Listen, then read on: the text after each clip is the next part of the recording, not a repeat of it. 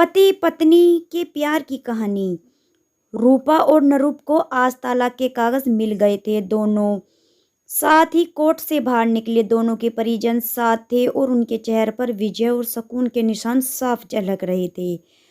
आज 4 साल की लंबी लड़ाई के बाद आज फैसला हो गया था। 10 साल हो गए थे शादी को, मगर साथ में 6 साल भी रह नहीं पाए थे। 4 साल तो तलाक की कार्रवाई में ही लग गए। रूपा के हाथों में दहेज के सामान की लिस्ट थी जो अभी नरूप के घर से लेना था, और नरूप के हाथ में गहनों की लिस्ट थी जो रूपा से लेने थे। साथ में कोर्ट का यह आदेश था कि नरूप 10 लाख रुपए की राशि एक मुश्त रूपा को चुकाएगा। रूपा और नरूप दोनों एक ही टेम्पो में बैठकर नरूप के घर पहुंचे। दहेज में दिए सामान की निशानदेही रूपा को जो करनी थी, इसलिए 4 वर्ष बाद ससुराल जा रही थी। आखिरी बात, बस उसके बाद कभी नहीं मिलना था। उधर सभी परिजन अपने घर जा चुके थे। बस 3 प्राणी बचे थे, नरूप, रूपा और रूपा की माताजी। नरूप घर में अकेला ही रहता था। माँ बाप और भाई आज भी गांव में रहते थे। रूपा और नरूप का इकलौता बेटा जो अभी 7 वर्ष का है, कोर्ट के फैसले के अनुसार बालिग होने तक वह रूपा के पास ही रहेगा। नरूप महीने में एक बार उससे मिल सकता था। घर में प्रवेश करते ही पुरानी यादें ताजा हो गई। कितनी मेहनत से सजाया था इसको रूपा ने। एक एक चीज में उसकी जान बसी थी। अब सब कुछ उसकी आंखों के सामने बना था। एक एक ईंट से धीरे धीरे बनते घरौंदे को पूरा होते देखा था उसने। सपनों का घर था उसका। कितनी शिद्दत से नरूप ने उसके सपने को पूरा किया था। नरूप थका हारा सा सोफे पर पसर गया। बोला, ले लो जो कुछ भी चाहिए, मैं तुझे नहीं रोकूंगा। रूपा ने अब गौर से नरूप को देखा। 4 साल में कितना बदल गया है। बालों में सफेदी झांकने लगी है। शरीर पहले से आधा रह गया है। 4 साल में चेहरे की रौनक गायब हो गई है। वह स्टोर रूम की तरफ बढ़ी जहां उसके दहेज का अधिकतर सामान पड़ा था। सामान ओल्ड फैशन का था, इसलिए कबाड़ की तरह स्टोर रूम में डाल दिया गया था। मिला भी कितना ही था उसको दहेज। प्रेम विवाह था दोनों का। घर वाले तो मजबूरी में साथ थे। प्रेम विवाह था दोनों का। घर वाले तो मजबूरी में साथ थे। प्रेम विवाह था। तभी तो नजर लग गई किसी की, क्योंकि प्रेमी जोड़ी को हर कोई टूटता हुआ देखना चाहता है। बस एक बार पीकर बहक गया था नरूप। हाथ उठा बैठा था उस पर। बस तो गुस्से में मायके चली गई थी। फिर चला था लगाने सिखाने का दौर। इधर नरूप के भाई भाभी और उधर रूपा की माँ।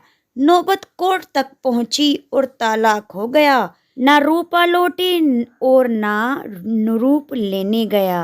रूपा की माँ बोली, कहाँ है तेरा सामान? इधर तो दिखाई नहीं देता। बेच दिया होगा इस शराबी ने। चुप रहो माँ।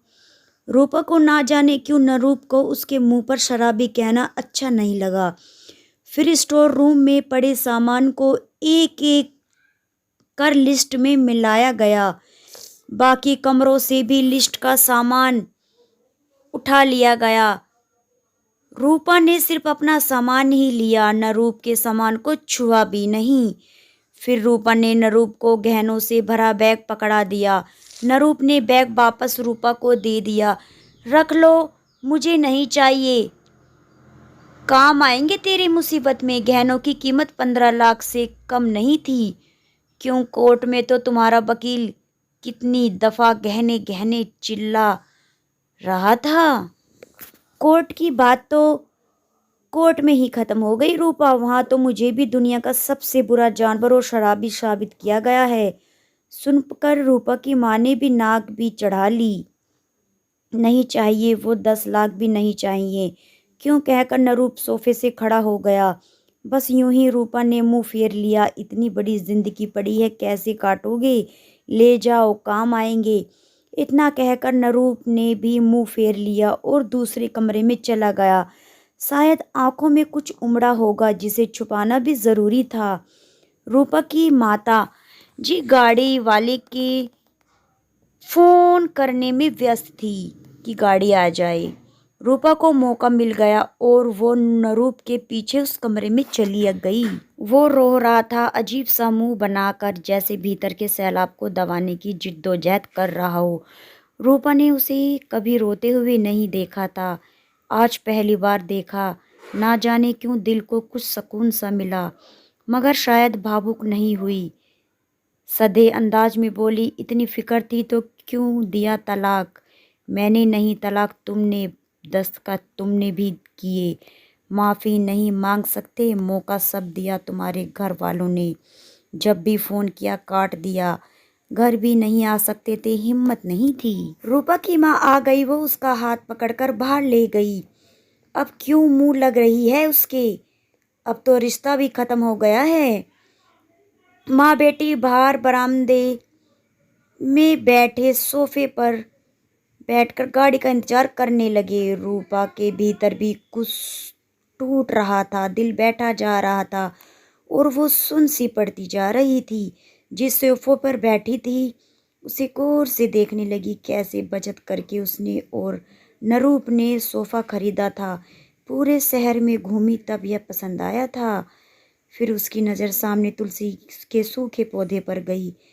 कितनी शिद्दत से देखभाल किया करती थी उसके साथ, तुलसी भी घर छोड़ गई। फिर उसकी नज़र चारों ओर लगी उन फोटो पर गई जिसमें वो नरूप से लिपटकर मुस्कुरा रही थी। कितने सुनहरे दिन थे वो। इतने में माँ फिर आ गई हाथ पकड़कर, फिर उसे बाहर ले गई। बाहर गाड़ी आ गई थी, सामान गाड़ी में डाला जा रहा था। रूपा सुन सी बैठी थी। नरूप गाड़ी की आवाज़ सुनकर बाहर आ गया। अचानक नरूप कान पकड़कर घुटने के बल बैठ गया। बोला, मत जाओ, माफ़ कर दो। शायद यही वो शब्द थे जिन्हें सुनने के लिए 4 साल से तड़प रही थी। सब्र के सारे बांध एक साथ टूट गए। रूपा ने कोर्ट के फैसले का कागज़ निकाला और फाड़ दिया, और माँ कुछ कहती तो उससे पहले ही लिपट गई। नरूप से साथ में दोनों बुरी तरह से रोते जा रहे थे। दूर खड़ी रूपा की माँ समझ गई थी कि कोर्ट का आदेश दिलों के सामने कागज़ से ज़्यादा कुछ नहीं। काश उनको पहले मिलने दिया होता। अगर माफ़ी मांगने से ही रिश्ते टूटने से बच जाएं तो माफ़ी मांग लेनी चाहिए। यही पारिवारिक रिश्ते होते हैं। Thank you so much.